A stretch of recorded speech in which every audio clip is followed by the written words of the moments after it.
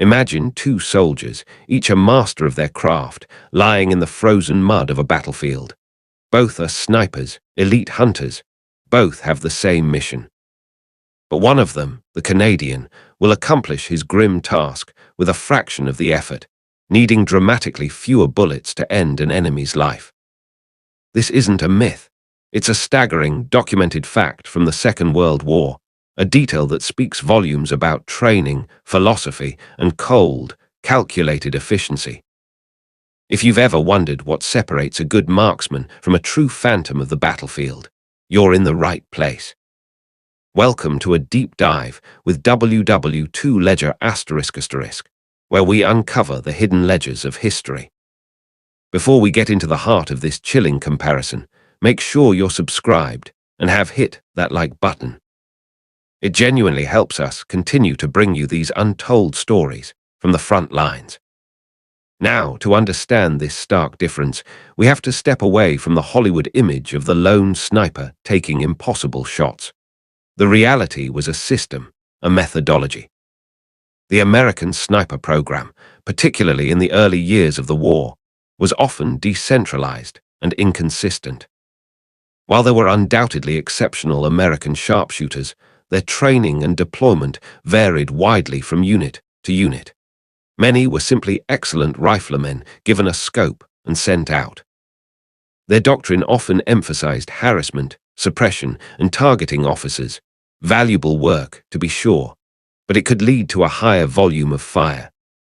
A shot might be taken at a longer, riskier range to disrupt the enemy, or several rounds might be used to zero in on a target or keep a squad's head down. The ammunition was expended as part of a broader tactical goal. It was effective warfare, but from a pure, grim metric of confirmed kills per round fired, it was less efficient. The Canadian approach, however, was born from a different school of thought, one forged in the hard lessons of the First World War and refined with a hunter's patience. The Canadians, particularly through figures like Major Clifford, Lone Wolf, Shankland, treated sniping not as an infantry specialty, but as its own unique profession. Their training was relentless and hyper-focused. They didn't just teach men to shoot straight, they taught them to become invisible. Students spent days learning to crawl without disturbing a single blade of grass, to memorize terrain so completely they could move at night without light, and to understand wind, mirage, and light to a degree that bordered on obsession. Crucially, they were taught absolute fire discipline. The perfect shot was the only asterisk shot. They would wait for hours, even days, for the guaranteed opportunity. No speculative shots. No ranging shots that might give away their position. A Canadian sniper would not fire unless the kill was virtually certain. This philosophy turned each bullet into a deliberate statement. It wasn't about harassment, it was about elimination with finality. This method conserved ammunition, of course, but more importantly, it conserved the sniper's greatest asset, his concealed position. Once he fired, the hunt was often over, and he would vanish to live and hunt another day. The tools of the trade also played a subtle role. While both nations used excellent rifles, the Americans with the M1903A4 Springfield and later the M1C Garand, and the Canadians primarily with the Lee Enfield No. 4T, the Canadian emphasis was on absolute precision tuning. Their rifles were not just issued, they were individually fitted and accurized by armorers in a way that was less common in the standard American issue. The Canadian scope, the No. 32, was also renowned for its clarity and reliability.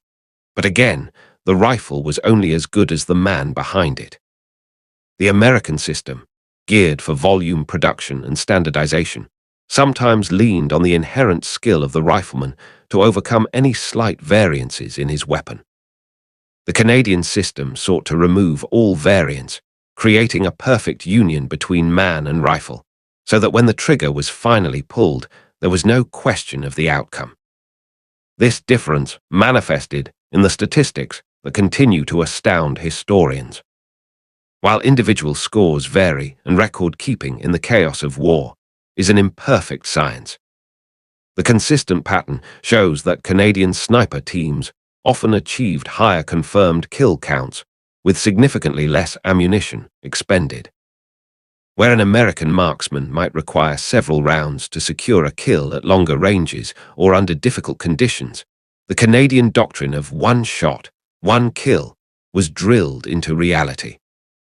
It was a matter of quality over quantity in the most lethal sense. This efficiency meant Canadian snipers could operate longer behind enemy lines with what they carried, and their psychological impact was magnified. An enemy who knows a single, unseen bullet is almost certainly fatal becomes paralyzed in a way that sporadic harassing fire does not always achieve. The very silence between shots became a weapon. So, the core answer lies not in some inherent superiority, but in a fundamental philosophical difference in the role of the sniper. The American model, especially as the war progressed and mobility became key, often integrated the sniper as a supporting asset to the infantry platoon. The Canadian, and it must be said, the British model from which it evolved, often treated the sniper as a strategic asset, a force multiplier operating in dedicated, highly trained pairs with a mandate of patience and perfection. It was the difference between a skilled rifleman doing a specialized job and a professional hunter for whom every bullet was a precious, irreplaceable commodity. The battlefield was their stalking ground, and they would not rush the shot. The legacy of this efficiency echoes into modern special forces doctrine around the world. The patience, the fieldcraft, the immense discipline, these are now the gold standard.